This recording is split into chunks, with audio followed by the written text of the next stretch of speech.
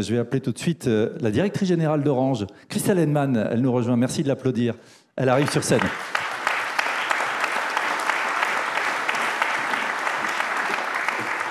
Et elle est suivie, vous pouvez l'applaudir aussi, du président, du directeur et cofondateur de Vector, monsieur Benoît Leménian. Benoît, installez-vous. Christelle Henneman, vous avez un micro dans vos mains. Merci à vous. On peut dire que vous avez la fibre entrepreneuriale. Ça tombe bien, l'entreprise que vous dirigez aussi. Je ne crois pas me tromper en disant que 88% du territoire français est fibré, contre à peine 20% en Allemagne. Et surtout grâce à Orange. Et Orange va aller plus loin dans la connectivité et les réseaux grâce à la nouvelle dynamique que vous insufflez. On va en parler évidemment. Merci d'être avec nous. Benoît, le Vercors, voilà un célèbre massif pas très loin de l'Isère que les randonneurs adorent gravir. Mais Vercors avec un K.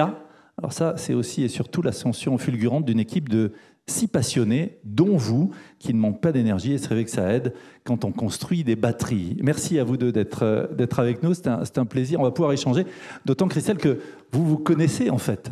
Il y a une histoire de confiance. C'est de ma vie d'avant. Oui, voilà, la vie Schneider Electric. Racontez-nous Christelle.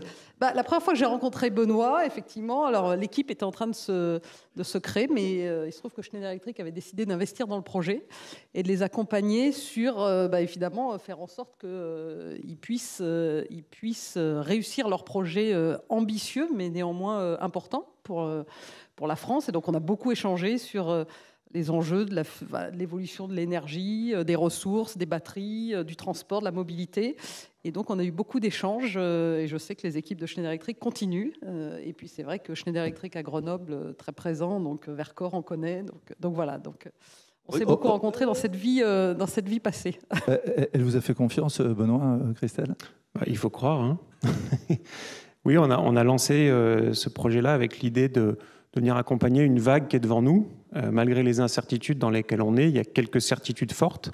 On a besoin de localiser les activités industrielles, ça a été dit par le ministre, je crois que chacun ici en a conscience. On a besoin d'être plus maître de notre avenir aussi commun en Europe, en tant qu'Européens engagés, avec le souhait de pouvoir avoir une plus grande partie peut-être que par le passé de cette chaîne de valeur qui adresse les questions de mobilité, mais pas que, également d'énergie. Et donc, constatant cette vague, littéralement vague de la mobilité électrique, on a souhaité lancer un projet pour renforcer cet écosystème industriel. J'insiste là-dessus parce qu'on n'a pas la prétention de tout faire tout seul. L'ambition, et c'est dans ce cadre-là qu'on s'est évidemment croisés, c'est aussi d'avoir avec nous des partenaires qui amènent chacun un élément permettant d'aller chercher cette compétitivité, évidemment indispensable, parce qu'il ne s'agit pas de dire on fait une usine juste parce que c'est sympathique, mais de le faire pour être compétitif et offrir des solutions de mobilité à nos concitoyens et puis aussi au reste du monde dans les meilleures conditions possibles. Alors transformons nos entreprises et puis créons des entreprises. Allons plus loin puisque je vous tiens, Benoît. Décarbonation, relocalisation, réhumanisation, c'est un peu le triptyque de Vercors. Oui, on a quelque part aussi cet intérêt de la création à travers la manière dont on peut y projeter des valeurs et des manières de faire. Et il s'agit à nouveau d'être aussi dans cette logique de compétitivité internationale acharnée, en y intégrant des éléments qui nous permettent à la fois d'attirer des talents, c'est important parce que ça peut être dit jusque-là, mais il n'y a pas d'entreprise et d'industrie sans talent et sans gens qui s'engagent. Et je pense que Christelle pourra le dire aussi. Aujourd'hui, avoir des gens qui s'engagent, c'est important et ce n'est pas tous les jours si facile que ça. Avoir mis les gens chez eux pendant 6 mois ou 1 an, ça fait que certains peuvent avoir un peu de mal à revenir se mettre dans le game. Et donc j'animais le baromètre de l'absentéisme et de l'engagement ce matin. Donc on est au cœur du sujet. Vous, c'est les batteries en fait. Nous, on fait des batteries et pour faire des batteries, on a besoin de talents. Ces talents sont en train de commencer à exister en Europe, mais assez peu. On a dû attirer des gens de partout. Je peux vous dire une chose, c'est que la France est un territoire extrêmement attractif pour les talents internationaux. On a des Américains, on a des Coréens, des Japonais, des Chinois qui nous ont rejoints pour amener aussi leur expérience sur la fabrication de batteries. Et on commence à produire des batteries à Grenoble. Je vais faire un petit clin d'œil sur un des sites historiques de Schneider qui est passé ensuite entre les mains d'un autre acteur de l'électricité, qu'on a racheté, qu'on est en train de complètement rénover aussi pour faire un espèce de revival dans un site existant. Ça mobilise beaucoup les équipes et c'est un engagement fort de toute l'équipe. Et on vous sent passionné avec ces cofondateurs qui ont fait des petits, je crois que vous en êtes à près de 175 collaborateurs. On va y revenir. Merci en tout cas Benoît Leménian d'être avec nous. Christelle Henneman, les enjeux clés de transformation pour Orange, Dieu sait qu'ils sont nombreux, guidés et drivés, j'allais dire, par l'entreprise elle-même et puis par la demande des clients, quels qu'ils soient. Ah oui, alors quand on est comme Orange, hein, une entreprise qui s'est beaucoup transformée, il ne faut pas oublier que Orange, c'était une administration dans ce beau France pays, Télécom, mais qui a racheté un opérateur qui était le leader dans le mobile, hein, Orange, entreprise créée au UK. Donc quand on parle de la France qui gagne, et aujourd'hui, c'est une seule entreprise qui a gardé cette marque Orange qui est très très forte, et qui s'est transformée alors, à marche forcée, puisque dans l'industrie dans laquelle on est, hein, les besoins des clients évoluent à vitesse grand V. Maintenant, on parle de 5G, on va parler de fibre, évidemment. On est en train de fibrer le territoire, vous l'avez dit. On va fibrer le territoire en 15 ans. Quand on se dit qu'on a mis 40 ans à déployer le réseau de cuivre, qu'on a mis 80 ans à déployer le réseau d'électricité, on mesure le challenge que ça représente. Alors, ce n'est pas sans poser des problèmes industriels, on y reviendra, mais c'est toute une filière. Et la France est très en avance sur, vous l'avez dit, l'Allemagne est à peu près 20% de foyers raccordables. On n'est pas encore exactement à 88%, malheureusement, mais on progresse. Je me suis projeté, en fait. Mais voilà, mais c'est l'objectif. Mais on est au-delà de 70%, là où les Allemands sont au-dessus de 20%, ils doivent être à 22%. Donc on est très en avance. Et évidemment, c'est clé pour la compétitivité des territoires, c'est clé pour l'aménagement du territoire, et la fibre, au-delà des usages que ça apporte, c'est aussi, on parlait beaucoup de la transition énergétique, quand un abonné se connecte à la fibre et qu'on enlève le cuivre, on divise par 3 la consommation énergétique. Donc c'est aussi un enjeu sur les enjeux d'énergie dont on a beaucoup parlé.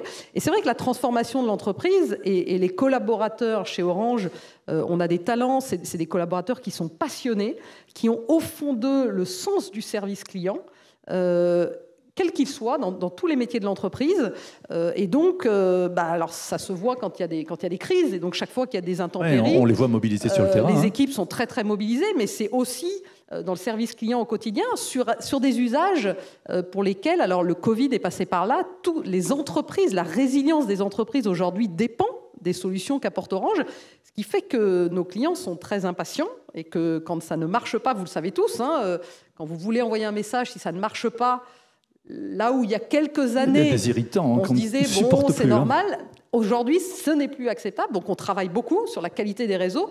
Mais voilà, les équipes service client travaillent beaucoup. Et c'est vrai qu'on a encore à s'améliorer. On vise évidemment l'excellence. On est numéro 1 en France devant nos concurrents. Mais on a des concurrents redoutables qui, évidemment, nous poussent à continuer à nous transformer et à toujours viser encore mieux, encore plus haut. Alors, se transformer, et vous le disiez tout à l'heure, Christelle Heinemann, dans les territoires, cette fibre qui permet d'irriguer les territoires, de créer des écosystèmes vertueux où vous embarquez beaucoup d'entreprises, ça aussi, c'est un de leitmotiv.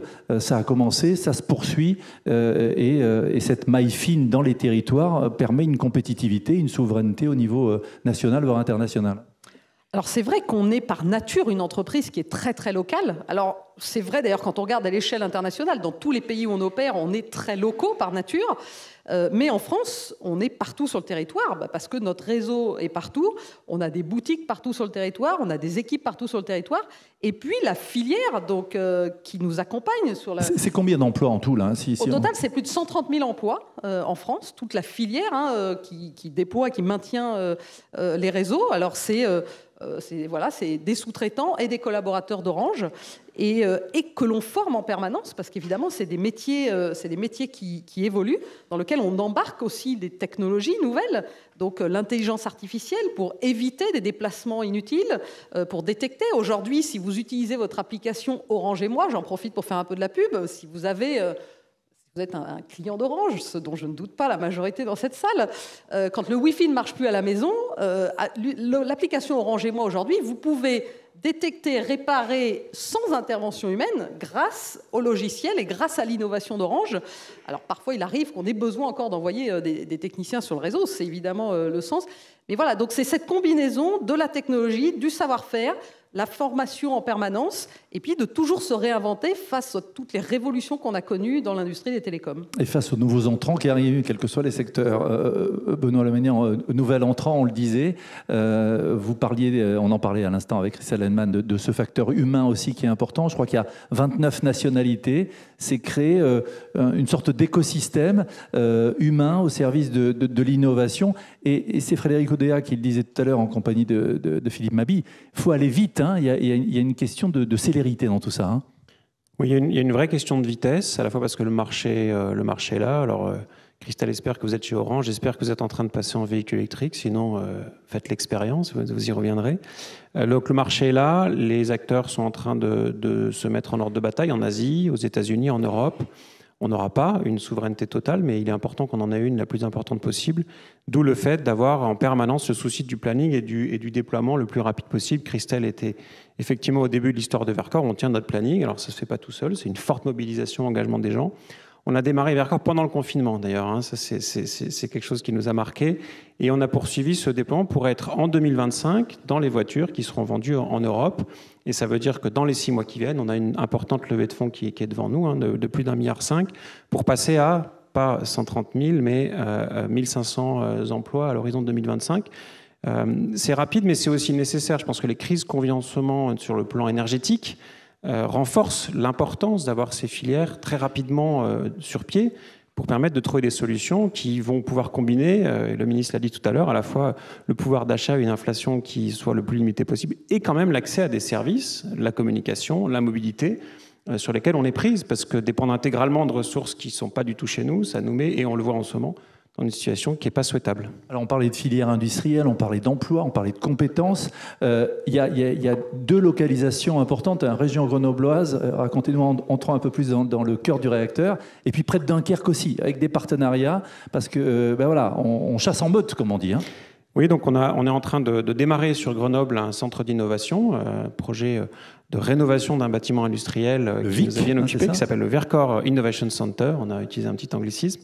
Et on a fait un processus de sélection, et là je voudrais revenir sur ce qui a été dit tout à l'heure par le ministre. On a vu plus de 40 sites, et on n'a pas retenu Dunkerque parce qu'on aime le Nord, on a retenu Dunkerque parce que c'était de loin le site le plus près, pas au sens géographique, mais au sens préparation, avec tout le travail qu'a fait Choose France et le gouvernement pour donner des sites clés en main permettant vraiment de démarrer sans quasiment d'études. Vous savez que sur certains sites, on trouve une fleur, on trouve un papillon et on en a pour 2-3 ans. Là, on est déjà raccordé en électricité, ce qui est très rare en France. On est déjà en capacité de démarrer et donc d'être dans les délais. Premier coup de pelle prévu premier semestre 2023 pour le démarrage, et puis les batteries dans des véhicules à l'horizon 2025. Donc, projet effectivement ambitieux. Dernier point, c'est que cette dynamique, finalement, qui s'est construite autour de Vercors, elle nous dépasse aussi. Et sur Dunkerque, sont en train d'arriver un certain nombre de projets industriels, au moins aussi ambitieux que ce que nous faisons, avec effectivement des partenaires. Une batterie, c'est des matériaux, c'est des matériaux de cathode, c'est des matériaux d'anode. Et ces acteurs internationaux veulent s'implanter aussi pour bénéficier de cet effet d'écosystème. Donc, ce n'était pas forcément un objectif, c'est une grande satisfaction de voir cette dynamique. Il reste un certain nombre d'étapes à franchir. Il faut de l'énergie au bon prix. Il faut un certain nombre d'éléments pour faire prendre la mayonnaise. Mais en tout cas, la dynamique est très porteuse. Filière industrielle, on le disait, Christelle Hennemann, et puis aussi chaîne de valeur non délocalisable. Ça aussi, c'est important quand on parle de création d'emplois, de maintien d'emplois, et puis surtout pour donner du travail dans les territoires. Oui, alors je pense que de toute façon, le Covid a accéléré la prise de conscience de l'interdépendance finalement des économies. Et donc c'est vrai que quand on parle de numérique, on est à la fois dans un monde pour lequel il y a quand même 2 modèles dominants, hein, le modèle américain et le modèle chinois, qui se sont imposés dans une certaine partie, on va dire, des chaînes de valeur, qui ne sont pas les modèles du numérique que l'on veut pour l'Europe, puisque que ce soit sur les enjeux de protection de la vie privée, bien sûr, les enjeux de résilience, j'allais dire, ça c'est une fatalité. C'est-à-dire qu'il nous faut anticiper le fait que le changement climatique, on l'a vu, on le disait, le numérique est au cœur de la résilience des organisations, donc ça c'est un fait. Mais c'est vrai que la souveraineté numérique, aujourd'hui, c'est un sujet, on y travaille beaucoup, les enjeux de cybersécurité. On a une activité chez Orange Cyberdéfense. Le nombre d'attaques que nous on a détectées dans nos centres de surveillance a doublé en 2021 par rapport à 2020. Et la tendance est exactement la même en 2022. Alors, on construit des compétences, ça veut dire qu'il nous faut attirer évidemment les meilleurs talents. Et on a de très très bons talents en France. Il nous faut les garder parce que c'est vrai que les géants américains du digital attirent beaucoup des talents français, mais on a tous les atouts pour les garder. Et puis, on travaille avec tout l'écosystème d'acteurs européens, alors que ce soit dans la cybersécurité, mais c'est vrai que quand on parle d'intelligence artificielle, par exemple, nous, on a aussi une charte éthique sur les enjeux de protection des données. Ce n'est pas des choses que font les géants américains ou les géants chinois, j'en parle même pas. Les facteurs de différenciation et d'attractivité. Cet enjeu du numérique, et puis alors quand on va sur les chaînes de valeur plus physiques, on a la chance en Europe d'avoir encore deux des grands équipementiers mondiaux des télécoms, que sont Nokia et Ericsson, le troisième étant Huawei. Donc c'est vrai qu'on a des atouts dans le numérique, mais force est de constater que quand on parle de cloud, on s'est engagé, on lance Bleu en partenariat avec Capgemini, donc cloud souverain, mais il y a encore beaucoup de choses à faire et donc on a besoin de travailler cet écosystème numérique européen. C'est pas facile. Pour préserver la souveraineté. Et il nous faut absolument, et je vois que Bruno Bonnel est là, l'enjeu c'est d'innover. Parce que certaines batailles, on les a perdues. Et donc, il nous faut absolument innover pour repenser le coup d'après et de se dire qu'en 2030, il n'y a pas de raison qu'avec les talents que l'on a, l'innovation que l'on a, on ne soit pas capable de récupérer de la valeur ou en tout cas de construire le modèle qui correspond à une Europe qui reflète finalement le poids de l'Europe dans le monde. Je voudrais terminer avec le point concernant les talents, concernant l'humain. Je sais que ça vous occupe beaucoup tous les deux. Comment on fait alors que le rapport de force est inversé? Avant, on était dans des processus de sélection. Maintenant, on est plus dans des processus de séduction. Christelle commençait à en parler. Comment on attire ces talents? Comment on les fidélise? Et comment on donne du sens par rapport à ces projets-là pour les embarquer? Parce que c'est ça aussi la transformation et l'envie de rester. On parle de démondialisation. Alors, je dirais qu'on s'inscrit aussi dans un projet avec nos partenaires et parler une seconde de ce que fait Renault et Luca De Meo qui s'engagent aussi dans une transformation de l'entreprise vers l'électrification, vers la localisation de l'activité. Ça donne du sens. Et ça donne du sens. Et on y ajoute la localisation de la production des batteries pour aller vers une empreinte environnementale beaucoup plus réduite, une responsabilité sur l'ensemble de ces chaînes de valeur pour que le client ne se pose plus la question au fait d'où vient mon cobalt, est-ce que cette batterie est recyclable? Parce que tout ça est à la fois tracé, transparent, visible. Et vraiment, l'engagement du groupe Renault avec nous, avec Verkor, dans cette dynamique-là, est porteur de sens et génère une attractivité forte, ce qui fait qu'on n'a pas à jouer nécessairement la carte salariale, parce qu'on joue la carte... Évidemment, on paye les gens, c'est pas le sujet, mais dans un marché qui est en plein boom, d'autres acteurs sont capables d'offrir beaucoup plus, mais pas du tout dans le même environnement, dans le même engagement, avec la même vision. Et donc ça, c'est un élément, je pense, pour les générations actuelles, dont certains se demandent comment on les attire. C'est vrai que pour Verkor, c'est un élément d'alignement qui est assez facile. La France, je l'ai dit, pour l'international est très attractive. Il y a plein de petites mesures qui ne sont pas forcément connues, mais qui changent la vie. C'est beaucoup plus facile d'attirer un étranger en France qu'aux États-Unis aujourd'hui. C'est beaucoup plus facile. Et puis ils y restent parce que c'est bien que vous le disiez. C'est pas forcément su ça. Hein. Le visa passeport talent, ça prend 20 jours. Essayer d'embaucher quelqu'un aux États-Unis quand vous êtes une entreprise américaine, un étranger, c'est impossible. Et les gens arrivent, ils sont très bien accueillis, les préfets sont en soutien, les écoles sont ravies d'accueillir des élèves étrangers qui parlent français en 3 mois. Donc il y a vraiment une capacité d'accueil qu'on vit au quotidien et qui fonctionne très bien. Et donc ça, c'est un atout très fort. Mais je pense que c'est la combinaison de cette vision, cet engagement, filière industrielle, localisation d'activité, capacité à accueillir et à embarquer les gens dans une vision. Je crois que c'est ce qui est déterminant dans le contexte actuel. Christelle Heidemann, par rapport à tout ça, et ce que vous insufflez depuis votre arrivée, quand on a des GAFAM qui sont très attractifs aussi pour les jeunes générations et les talents. Les GAFAM sont attractifs, mais enfin, quand on est un collaborateur chez les GAFAM, on est un numéro. C'est les entreprises qui sont pilotées depuis les États-Unis. Quand on travaille chez Orange, on a des responsabilités. Où que l'on soit dans l'entreprise, on sert des clients, on a une mission qui est passionnante, on a des capacités de transformation, on a des collaborateurs qui évoluent dans des parcours passionnants. On ne le dit pas assez, parce qu'en fait, nos clients, et quand on ne connaît pas l'entreprise, en fait, Orange, ça paraît simple. Et c'est d'une complexité, les métiers, les savoir-faire, et on aura l'occasion de le démontrer lors des Jeux Olympiques, puisque les Jeux Olympiques, pour que vous le sachiez, ça va être l'Everest des télécoms. Donc je n'en dis pas plus, parce qu'on va beaucoup en parler. C'est plus haut que le Verkor encore. Hein. C'est l'Everest des télécoms, c'est-à-dire que c'est un superbe projet technologique, et on mettra en avant tout le savoir-faire des collaborateurs d'Orange, et pas que d'Orange, parce qu'on va travailler avec un certain nombre de partenaires. Mais voilà, donc voilà des exemples qui font que tous les jours, on démontre qu'il est beaucoup plus intéressant quand on est un talent en France, ou pas qu'en France, parce qu'on est présent dans plein de pays en Europe, dans 18 pays en Afrique, donc on peut aussi évoluer à l'international, même quand on travaille dans le groupe Orange. C'est quand même formidable d'avoir des ambassadeurs comme eux qui sont positifs et qui nous insufflent cette dynamique. C'était un plaisir. Merci à vous deux d'avoir été avec nous. On peut les applaudir. Christelle Edman et Benoît Leménian. Merci encore à vous d'avoir été avec nous. How can your bold vision be transformed into long-term value?